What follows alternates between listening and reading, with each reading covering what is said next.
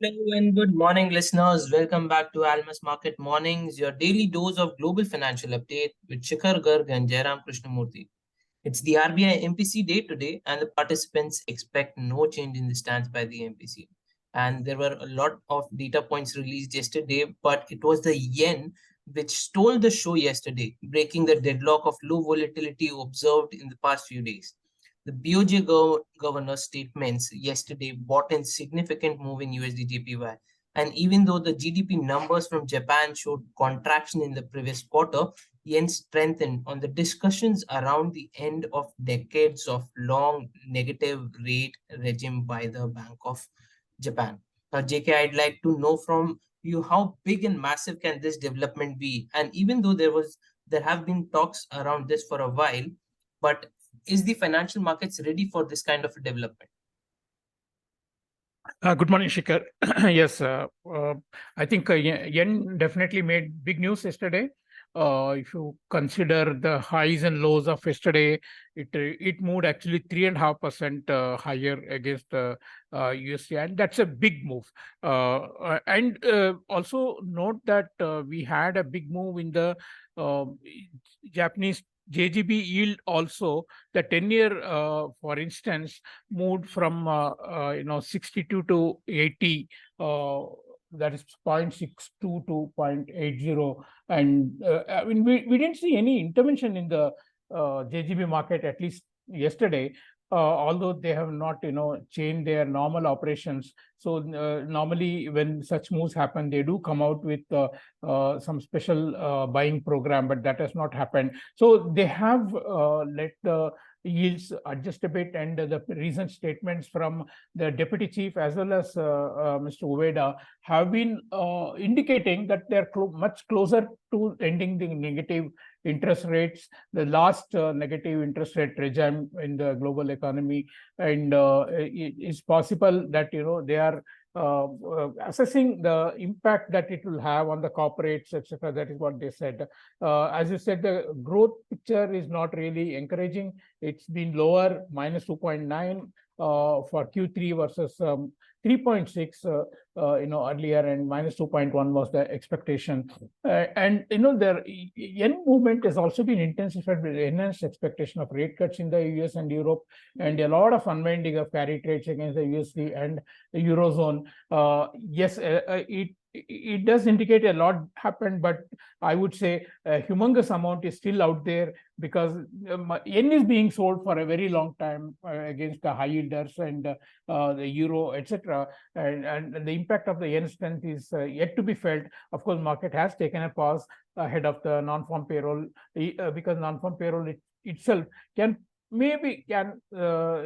surprise to the upside, but that is something that we will wait and see. Market is prepared for a soft number, and any higher number can actually squeeze the dollar higher and the yields also higher. But in the face of yen movement, other currencies remained either soft or stagnant, because it was all yen crosses, that unwinding that took place.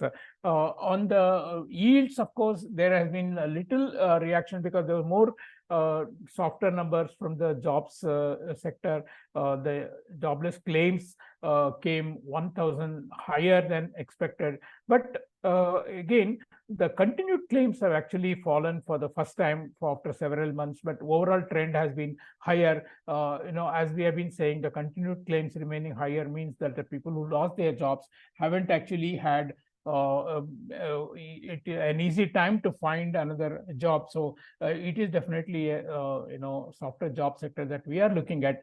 But why I'm saying NFP might surprise to the upside is because the end of the auto strike, which can actually suddenly push up the number on the higher side. So we will have to parse the details of the number before we really react to the headline. So that's something that we are attentive to. On the stock markets, most of the markets were sideways. Even as yen moved big, but it was Nasdaq that actually stole the show, just like the yen, because there was a 5% move in the Google share, and that actually helped the Nasdaq to gain outperform other indices.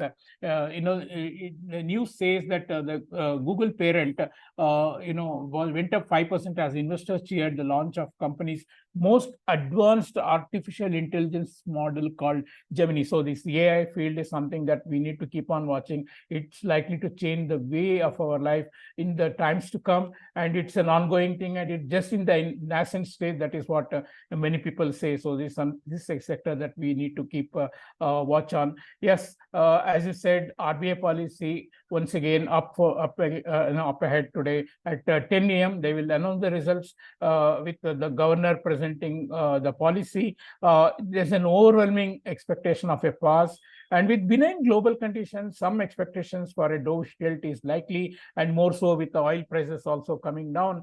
But with the growth momentum in the domestic economy strong and uncertainty over inflation ever present due to the volatile food prices, I think the RBI should hold steadfastly to its policy rate and the state of withdrawal and the stance of withdrawal of accommodation as well. They will, of course, upgrade the growth picture after seeing the Q3 growth, which will actually put the overall FY24 growth on a higher plane, but the inflation expectation should remain unchanged. As I said, the recent oil price should not fall, should not influence the same, as this commodity is very volatile and can swing the other way very, very easily with more production cuts or increased demand from China and Europe due to their recovery. Selective credit controls may still be in place to ensure that ensure a macro-prudential stability as well. Now, if you look at MPC minutes last month, they said that fundamental goal is to align inflation with 4% target and anchor inflation expectations. The cumulative policy repo rate hike of 250 basis points so far has still been working through the economy. So the MPC did decide to keep the rate unchanged last month, and I don't think there should be any change from this stance. I do not expect any impact on Forex from the monetary policy, as it is likely to be a status quo event. I look forward to the US jobs report later in the day, and possibly yen moves to have a greater bearing on the rupee moves as well. Just a word on the forwards on Indian market. Indian forwards premium for 1 year has moved up more than 10 paisa in the last 1 week. This is on the basis of US 1-year yield dropping, while Indian 1-year yield has remained more or less steady. So the yield differential and some amount of inflow in the dollar has added to the dollar liquidity, keeping the premium slightly elevated. Now, final word, I'll be very curious to see from the policy if the governor has something to say about the currency other than the usual line, even it has lost its market determined character. So it's about 1 hour from now that we will see. Thank you. Okay, Jack, that was really good. And yes, folks, the RBI MPC can continue with the status quo policy stance. And although there may be some growth revisions and the change in inflation expectations that we can come with, but the fact that they'll continue with selective credit controls is quite interesting to watch, as the growth continues to be really well for the domestic markets.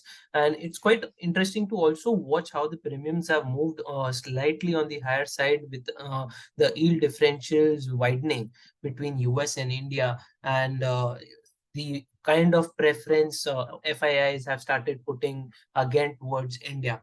On the other hand, the yen move, as we have spoken of, was quite significant yesterday, 3.5% for the currency, and even the JGBs moved quite significantly. Now, this is also, as JK mentioned, on the backdrop of considering that there's no growth, encouraging growth picture for Japan yet, with contracting previous quarter, but the BOJ continues to assess the kind of impact they will be expecting on the change of stance by them. On the US front, the market participants are prepared for a soft NFP numbers, but a surprise may bring in some sort of volatility and strength for the dollar. Another star performer for yesterday, other than yen, was Google. as they launched one of their most advanced artificial intelligence setup, which led to their parent company's stock rallying yesterday, and which led to Nasdaq performing really well. So that's been the update for today and yesterday, folks. This is Friday, so we'll be ending the podcast with thank God it's Friday, and we will come back again on Monday with another round of updates. Thank you so much for listening.